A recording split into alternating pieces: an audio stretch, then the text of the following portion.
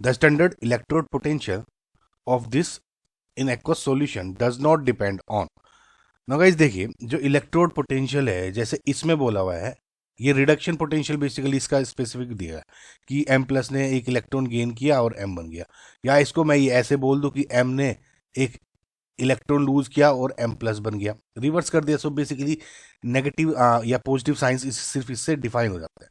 सो जो ये electrode potential है ये क्या है कि tendency of an element to lose an electron in aqueous solution या tendency to gain an electron. Okay, so ये बेसिकली तीन चीज पे डिपेंड करता है, तीन तरह की एंथैल्पीज पे डिपेंड करता है, जैसे इसमें पूछा गया ना। फॉर एग्जांपल इसको आपको समझाने के लिए इस चीज को देखें आप कि जैसे आपने फॉर एग्जांपल कोई मेटल ले लिया, लिथियम मैंने, है ना, जस्ट इन एग्जांपल, ये सॉलिड स्टेट में है।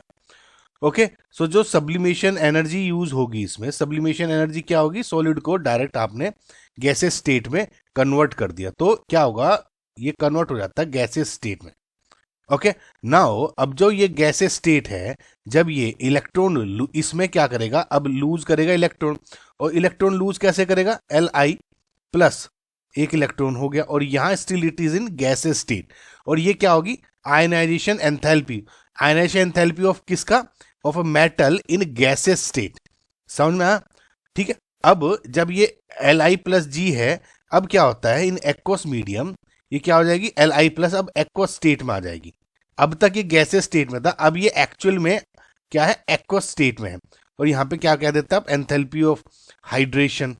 ओके, समझ में आया? तो अब इससे अगर आप देखें तो जैसे ये बोला गया था कि from M to M plus या M प्लस टू M, ये किस चीज पे डिपेंड कर रहा है, तीन तरह की एंथैल्पीज पे डिपेंड कर रहा है। Sublimation enthalpy of solid metal, correct, so this is, इस पे अभी डिपेंड करता है। दूसरा है ionisation enthalpy of gaseous metal, तो ये हो गया ionisation of gaseous metal atom, इस पे डिपेंड करता है। सॉलिड मेटल पे नहीं डिपेंड करता। एंड अगेन इसमें क्या हो गया, hydration enthalpy of gaseous metal ion, correct, तो इस पे भी डिपेंड करता है ना, क्योंकि क्वेश्चन में पूछा गया था कि डज नॉट डिपेंड ऑन, तो इसका आंसर क्या हो गया, ऑप्शन नंबर 3, सिर्फ सॉलिड मेटल आइटम यहां लिखा हुआ था, इसकी वजह से ये इनकरेक्ट आंसर, करेक्ट आंसर हो गया, क्योंकि डज नॉट डिपेंड पूछा गया था। ओके, समझ में आया?